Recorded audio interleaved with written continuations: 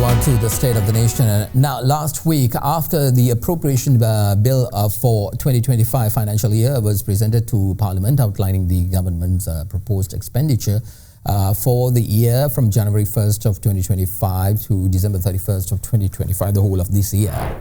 Now, the total estimated government expenditure for this period has been set at 4,616 billion rupees. And last year, it was 3,860.8 billion rupees for the whole financial year of 2024, which means this year, the very people that said that they will be cutting down on unnecessary expenditure and would not waste a lot of money like the previous governments is actually spending more than 750 million rupees than the previous year. Please keep in mind the final figure of course, will change as this will go through the debate stage in Parliament and changes to the budget will be made. But with a two-thirds majority, you can make an educated guess that there's a high possibility the government will get what they want.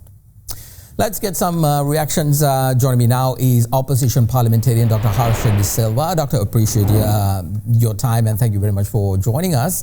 Now, first, let me ask you about this government's economic plan. Do you see a clear path towards alleviation of hardships for the people, especially the lowest tier with this new budget?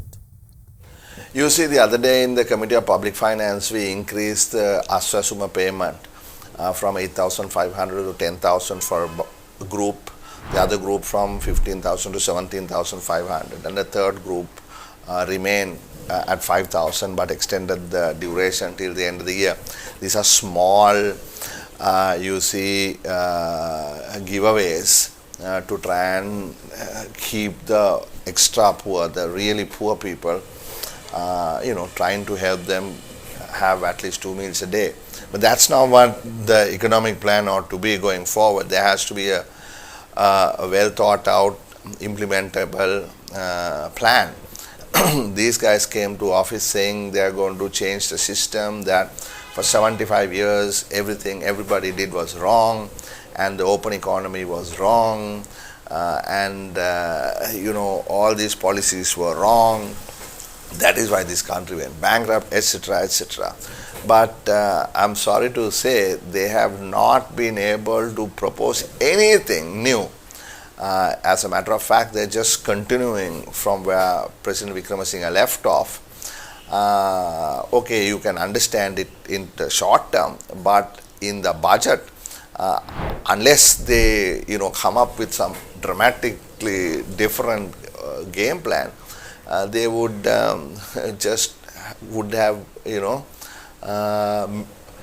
misled the people once again. That's what I have to say about that. Doctor, in your opinion, now many governments have come to power and seems like the same dance will continue with this government as well. Should an overhaul of our constitution is necessary for our nation's growth?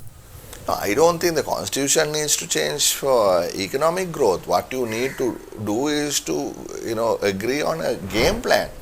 You see, learn from the others.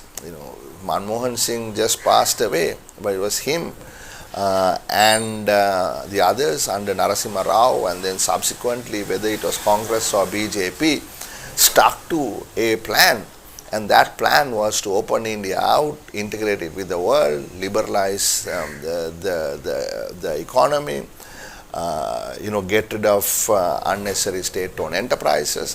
Take even Air India and Indian Airlines, you see. And after Tatas have taken over, they ordered 408 Airbus aircraft. And because of competition, Indigo has ordered 550 aircraft. Now what are these people saying? No way at all we are going to do any restructuring of the airline. So I'm just taking an example. It is not the constitution. The constitution is more... changes are necessary. They promised to abolish the presidency, so let's work on that. But on the economy, you have to work with a plan that is going to bear results. Absolutely.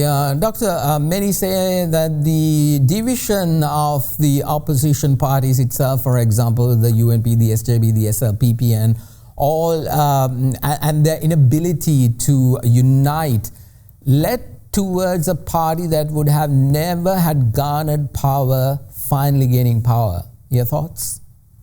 No, there is truth in that.